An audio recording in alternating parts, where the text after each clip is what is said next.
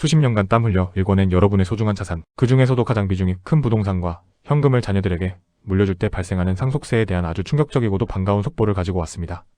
2026년 3월, 지금 대한민국 정부가 상속세 제도를 근본적으로 뒤흔드는 엄청난 개편안을 상반기부터 전격 적용하기로 확정했습니다. 핵심은 바로 인적공제의 대폭적인 확대입니다. 그동안 서울에 아파트 한 채만 있어도 꼼짝없이 상속세 폭탄을 맞아야 했던 이른바 중산층 상속세 공포가 이번 조치로 대거 해소될 전망입니다. 지금까지 우리가 알고 있던 상속세 상식은 모두 잊으셔야 합니다. 오늘 영상에서는 대체 어떤 조건의 시니어가 얼마의 혜택을 보게 되는지 실제 사례를 통해 2026년형 상속세 절세 공식을 아주 쉽게 풀어드리겠습니다. 이 정보를 아느냐 모르느냐에 따라 여러분의 자녀가 국가에 내야 할 세금이 수천만 원에서 수억 원까지 달라집니다. 끝까지 시청하셔서 소중한 재산을 온전히 지켜내시길 바랍니다. 이런 정보 놓치지 않으려면 지금 구독 꼭 눌러두세요. 자, 본격적으로 문제의 심각성부터 짚어보겠습니다. 우리는 흔히 상속세는 재벌들이나 내는 세금이라고 생각하기 쉽습니다. 과거에는 그랬을지 모릅니다. 하지만 지금은 상황이 완전히 다릅니다. 대한민국, 특히 서울과 수도권의 집값이 지난 10년간 어떻게 변했습니까? 미친 듯이 올랐습니다. 그런데 놀랍게도 상속세 공제 한도는 20년이 넘도록 거의 제자리걸음이었습니다. 예를 들어 자녀 한 명당 공제해주는 금액이 고작 500만 원, 1000만 원 하던 시절의 기준이 현실을 반영하지 못하고 아주 오랫동안 유지되어 왔습니다. 그러다 보니 은퇴 후 연금으로 겨우 생활하시는 분들도 수십 년 전 사둔 집 한 채 가격이 10억, 15억 원을 넘어가면서 본인 사후에 자녀들이 집을 팔아 상속세를 내야 하는 비극적인 상황이 속출했습니다. 배우자가 있으면 그나마 낫지만 배우자가 먼저 세상을 떠나고 홀로 남은 시니어가 사망했을 때 자녀들이 겪는 세금 부담은 상상을 초월했습니다. 이를 일괄공제 5억 원이라는 제도로 버텨왔지만 서울 평균 아파트 가격이 10억 원을 훌쩍 넘긴 2026년. 현재의 시점에서 5억 원 공제는 턱없이 부족한 수준이었습니다. 정부도 이 문제를 인지하고 마침내 2026년 3월 자녀 및 연로자에 대한 인적공제 한도를 현실에 맞게 대폭 확대하기로 한 것입니다. 이것은 단순한 제도 변경이 아니라 우리 시니어 세대의 노후 자산 이전에 대한 국가적 차원의 큰 배려이자 변화입니다. 그렇다면 대체 무엇이 어떻게 바뀌는 걸까요? 가장 핵심적인 변화는 자녀 공제와 연로자 공제 금액의 기하급수적인 상승입니다. 기존 제도에서는 자녀 1인당 공제액이 5천만 원에 불과했습니다. 만약 자녀가 2명이라면 1억 원만 공제받을 수 있었죠? 여기에 기초공제 2억 원을 더해 총 3억 원을 공제받거나 아니면 이 모든 것을 합쳐 그냥 5억 원을 한 번에 공제해주는 일괄공제를 선택하는 것이 일반적이었습니다.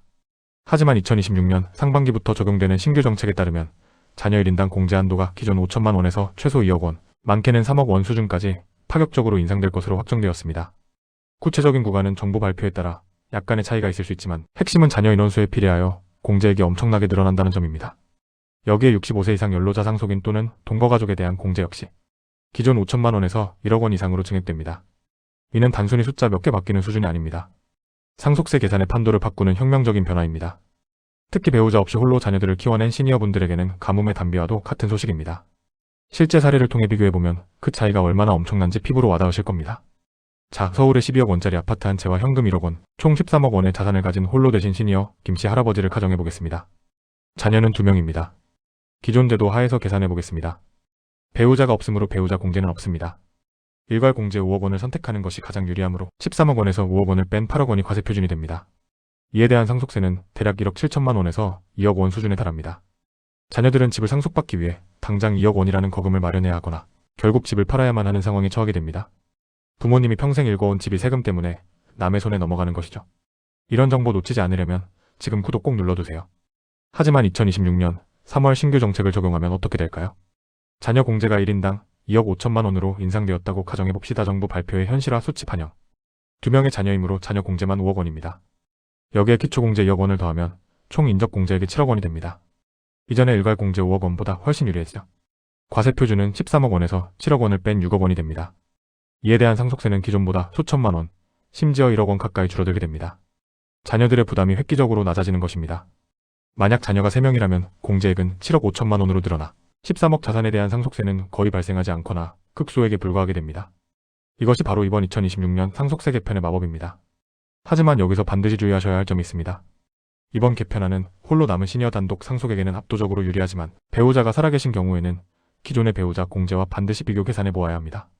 대한민국 상속세 제도는 배우자에게 아주 관대합니다. 배우자가 살아있다면 기본적으로 5억 원에서 최대 30억 원까지 배우자 목회 상속분에 대해 공제를 해줍니다. 따라서 배우자와 자녀가 함께 상속받는 경우에는 기존처럼 기초공제 2억 배우자 공제 최소 5억, 자녀 공제 기준 1억 8원을 적용받거나 아니면 그냥 일괄공제 5억 배우자 공제 최소 5억 10억을 받는 것이 여전히 유리할 수 있습니다. 2026년 개편안은 자녀 인적 공제를 강화한 것이지 배우자 공제 구조를 바꾼 것이 아니기 때문입니다. 따라서 우리 집의 자산 구조, 배우자의 건강 상태, 자녀의 수 등을 종합적으로 고려하여 2026년형 인적 공제 합산 방식이 유리한지, 기존의 배우자 공제 중심 방식이 유리한지 정밀하게 분석해야 합니다. 특히 많은 분들이 오해하시는 것 중 하나가 상속세가 줄어들었으니 이제 신경 안 써도 되겠네? 라는 생각입니다. 천만의 말씀입니다. 상속세는 여전히 누진세 구조이며 자산 가치가 공제 한도를 넘어서는 순간 세율은 최고 50%까지 올라갑니다. 이번 개편은 중산층의 부담을 줄여준 것이지 고자산가에 대한 세금을 없앤 것이 아닙니다. 또한 정부가 공제 한도를 현실화한 만큼 자산 가치에 대한 평가는 더욱 엄격해질 것입니다. 특히 아파트가 아닌 꼬마 빌딩, 상가, 토지 등을 보유하신 경우 기존의 감정평가 방식이 아닌 정부가 지정한 보다 높은 기준의 시가평가 방식이 적용될 확률이 높습니다. 공제는 늘었지만 과세 대상 자산의 평가액도 함께 늘어날 수 있다는 점을 결코 간과해서는 안 됩니다. 그렇다면 지금 당장 무엇을 실천해야 할까요? 2026년 3월 상반기 적용까지 시간이 얼마 남지 않았습니다. 첫째, 현재 본인의 정확한 자산 가치를 파악하십시오. 단순히 우리 집이 10억쯤 하겠지가 아니라 국토교통부 공시가격, 최근 실거래가, 그리고 주변 시세를 종합하여 실제 상속 발생 시 평가될 예상 시가를 산출해야 합니다. 둘째, 자녀들과 함께 세금 문제를 투명하게 논의하십시오. 부모 사후에 세금 문제로 자녀들끼리 싸우거나 집을 팔아야 하는 비극을 막으려면 지금 부모님이 건강하실 때 절세 계획을 세워야 합니다. 2026년 바뀌는 인적공제 제도를 설명해주고 자녀들이 부담해야 할 예상 세액을 함께 계산해보는 과정이 필요합니다. 셋째, 사전 증여와의 유불리를 다시 따져봐야 합니다.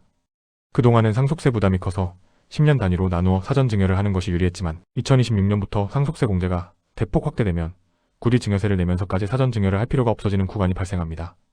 예를 들어 자녀 3명을 둔 홀몸 시니어가 15억 원의 아파트 한 채를 가지고 있다면 기존에는 사전 증여가 필수였지만 2026년 이후에는 상속으로 물려줘도 상속세가 거의 없을 수 있으므로 구리 증여세를 내며 증여할 이유가 사라집니다. 도리어 증여 취득세가 상속 취득세보다 비싸기 때문에 손해를 볼 수도 있습니다. 마지막으로 반드시 상속 및 증여 전문 세무사와 상담하십시오. 오늘 제가 드린 정보는 2026년 3월 정부 정책 확정안의 핵심 내용을 기반으로 한 일반적인 가이드라인입니다.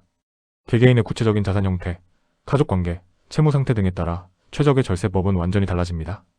수백만 원의 세무 상담 비용을 아끼려다 자녀들이 수천만 원, 수억 원의 세금을 더 내게 될 수 있습니다.